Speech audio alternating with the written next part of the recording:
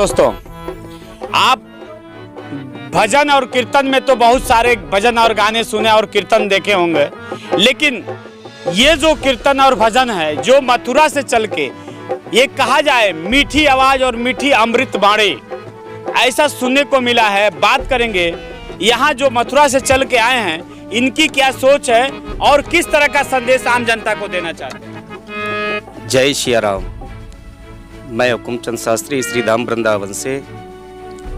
बंधुओं, जीवन जीने की दो कलाएं होती हैं, एक मरना भी कला है और एक जीवन जीने की भी कला है। हमको 84 लाख योनि भुगत जाने के पश्चात में ये मानव शरीर मिलता है। अब इस शरीर को पाकर के हम अपने घर में, द्वार में, परिवार में कैसे रहें, अपने सगे संबंधियों से कैसे प्रेम बनाएं, कैसे उनको चलाएं, कैसे उनको चलने की राह पर ले जाएं, तो ये हमको बताता है भगवान श्री राम का चरित्र। हमारे जीवन को ये चरित्र हमारे जीवन को बदल देता है कि हम जीवन को कैसे जिएं। मरना भी एक कला है, मरना भी हर एक व्यक्ति को नहीं आता। मरने की कला हमको सिखाता है भगवान श्री कृष्ण का चरित्र कि हम अपने जीवन को कैसे छोड़ें। तो मैं निवेदन कर दूं इतना सा ही आप सभी लोगों से, हम लोग यदि धर्म की रक्षा करेंगे तो धर्म हमारी रक्षा करेगा। धर्म के स्वयं रूप भगवान श्री राम हैं, क्योंकि धर्म एव हतो हन्ति, श्रीमद् भगवत गीता में कहा जाता है धर्म एव हतो हन्ति धर्मो रक्षति रक्षता तस्माद् धर्मो न हन्तव्यो मानो धर्मो हतो विधि। यदि हम धर्म की रक्षा करेंगे तो धर्म हमारी रक्षा करेगा। धर्मो साक्षात विग्रह श्री राम, भगवान श्री राम साक्षात धर्म के अवतार हैं।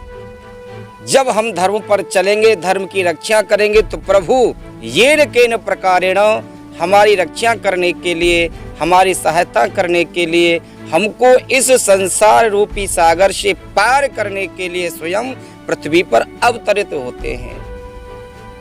दूसरी बात, प्राय कहा जाता है कि ये रामलीला के माध्यम से हमें क्या सीख लेनी चाहिए। बंधुओं, निवेदन इतना है, लीला का मतलब क्या होता है। आजकल प्राय लोग लीलाओं को नाटक नौटंकी के माध्यम से देखने लगे हैं। लोगों के जो मनोविचार हैं बिल्कुल बदल गए। अब लोग मनोरंजन की दृष्टि से ये शुभ कार्यों को देखते हैं, पर सच्चे अर्थ में बात यह है इन कार्यों कर्मों को मनोरंजन की दृष्टि से नहीं, मनोरंजन की दृष्टि से देखना चाहिए, जिससे कि हमारे जीवन का चरित्र बदले। जब हमारे जीवन का चरित्र बदल जाता है तो हम संसार रूपी भवसागर से बिना प्रयास के पार हो जाते हैं। तो मैं निवेदन इतना सही करना चाहूँगा, आप जहाँ भी रहें, घर में रहें, द्वार में रहें, परिवार में रहें, भगवान श्री राम के आदर्श का पालन करें। जो भगवान ने अपनी सुंदर नीति का प्रयोजन किया, उस नीति को अपनाते हुए अपने जीवन को चलाएं और इस संसार रूपी सागर को पार हो जाएं। इसी के साथ में ब्राह्मण होने के नाते सर्वे भवन्तु सुखिनः, सर्वे सन्तु निरामया, सर्वे भद्राणि पश्यन्तु, मा कश्चित् दुःखभाग् भवेत्। ओम शांति शांति शांति। आप सुने हैं, कहा जाता है कि एक समय था कि गानों में यानी धुन में जो आवाज मिठास होता है तो सूखे हुए जगह पे भी बारिश होने लगता है। जिसके अंदर जान नहीं होती है, जान विहीन होता है, और स्वर में उतना दम होता है कि उसके अंदर जान डाल देती है। ऐसे में हमारे मथुरा से चल के आए कलाकार ने लोगों के अंदर जान डालने का काम किया है। अपने भजन और कीर्तन द्वारा लोगों को अपनी तरफ खींचने का काम किया है और लोगों को ये संदेश देने का काम किया है कि लोगों को एक अच्छी पहल मिले और अच्छी जगह मिले और अपनी सोच को बदलें, समाज हित और जनहित का काम करें। ऐसे में जो ढोल बजाते हैं, मैं उनसे भी एक बात करना चाहूँगा कि उनकी ये जो ढोल वादन है, इससे कहाँ कहाँ ये जा चुके हैं और कितने जगहों पे भजन कीर्तन से अपनी लोगों को अपनी तरफ खींचने का काम किया है। जय श्री राम। मेरा नाम वृंदावन है। मैं दिल्ली, हिमाचल, उड़ीसा आदि जगह में काफ़ी जगह पर गया हूँ। भगवान की बहुत ही कृपा है मेरे ऊपर। यहाँ भगवान से यही प्रार्थना है, मैं मेरे को इसी रंग में रंगाए रखें।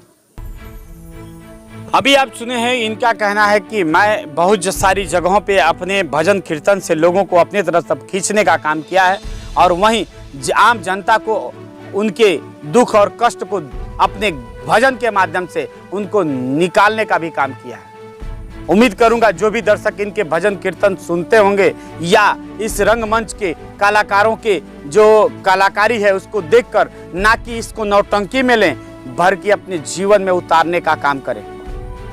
उम्मीद रखता हूं अपने सभी लोगों से कि इसका पालन करेंगे और अपने परिवार में अपने माँ बाप के, अपने परिवार के सदस्यों के साथ अच्छे व्यवहार और कुशलता के साथ पेश आएंगे। इसी के साथ जय हिंद, नमस्कार।